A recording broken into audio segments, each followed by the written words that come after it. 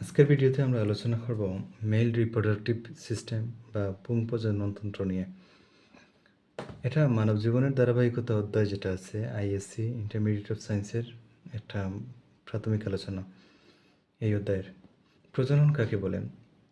যে প্রক্রিয়ায় নিজ সত্তা বিশিষ্ট অর্থাৎ পিতার মতো সন্তান দেখতে হবে আচরণে এবং দৈহিকভাবে এমন অপত্য বা সন্তান সৃষ্টির প্রক্রিয়া বা বংশধর সৃষ্টির প্রক্রিয়া।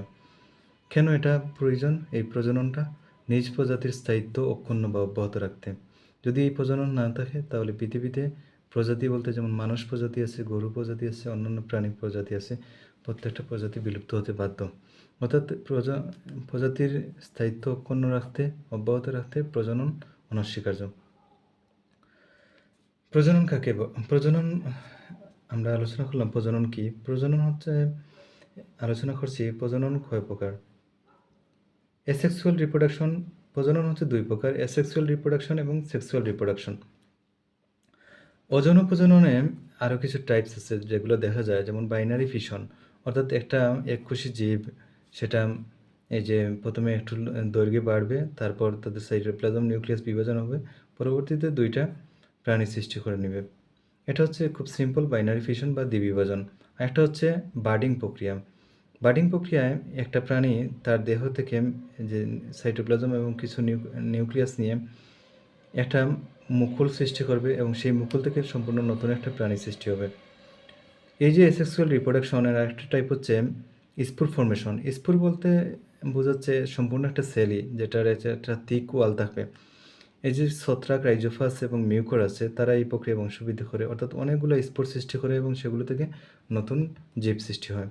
ভেজিটেটিভ প্রোপাগেশন বা উদ্ভিজ্জ প্রজননে আমরা দেখা যায় পটেটো, আদা বা এই যে পেঁয়াজ, আদা যেগুলো আছে সেগুলো থেকে নতুন এই যে উদ্ভিদ সৃষ্টি হতে, একে বলা হচ্ছে ভেজিটেটিভ প্রোপাগেশন। আর হচ্ছে সেক্সুয়াল রিপ্রোডাকশন বা যৌন প্রজনন। যৌন প্রজনন হয়ে থাকে স্পার্ম এবং ওভামের মিলনের মাধ্যমে, অর্থাৎ গেমেট যেটা আছে অর্থাৎ স্পার্ম এবং ওভাম অর্থাৎ শুক্রাণু এবং ডিম্বাণু, তার মাধ্যমে সেক্সুয়াল রিপ্রোডাকশন হয়ে থাকে। তাহলে প্রজনন হচ্ছে দু ধরনের, একটা হচ্ছে অযৌন প্রজনন আর একটা হচ্ছে যৌন প্রজনন। আমরা আজকে যৌন প্রজননে মানুষের যে সিস্টেমটা বা পুং প্রজননতন্ত্র আছে পুরুষের দেহে, মানুষের স্ত্রী প্রজননতন্ত্রে এবং পুং প্রজননতন্ত্র দুইটা আছে, তার মধ্যে এই যে পুং প্রজননতন্ত্র নিয়ে আলোচনা করব।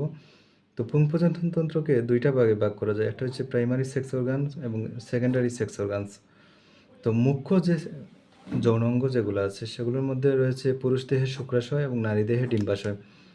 এই শুক্রাশয়টা পুরুষ দেহে 60 to 65 ইয়ার্স পর্যন্ত অ্যাক্টিভ থাকে এবং নারী দেহের যে ডিম্বাশয় আছে সেটা ডিম তৈরি করতে পারে 45 to 50 ইয়ার্স পর্যন্ত। তবে পুরুষের দেহে 60 to 65 পর্যন্ত সময় নির্ধারণ করে দেওয়া থাকলেও সেটা পরবর্তীতেও অ্যাক্টিভ থাকে দেখা যায়। কিন্তু নারী দেহে সাধারণত মেনোপজের মাধ্যমে সেটা আর ডিম্বাণু উৎপাদন করতে পারে না। এই দুইটা হচ্ছে প্রাইমারি বা মুখ্য অর্গান, শুক্রাশয় এবং ডিম্বাশয়।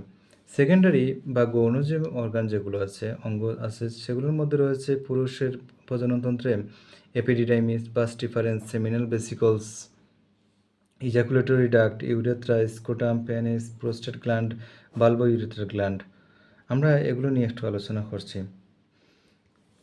পুং প্রজননতন্ত্র যেটা আছে তাকে সংজ্ঞা কীভাবে আমরা দিতে পারি, যে তন্ত্র আমাদের দেহে শুক্রাণু উৎপাদন করে, শুক্রাণু সঞ্চয় করে, শুক্রাণু পরিবহন করে এবং সেটা পরিবহন করে স্ত্রীদেহের জননালীতে পৌঁছাতে সাহায্য করে, তাকে আমরা বলবো পুং প্রজননতন্ত্র।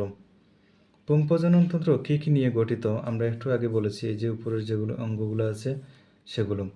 এখন আমরা শুক্রাশয় যে আছে সেই শুক্রাশয়ের কী কী থাকে তা নিয়ে আমরা আলোচনা করছি। শুক্রাশয় যে দুইটা আছে আমাদের পুরুষের,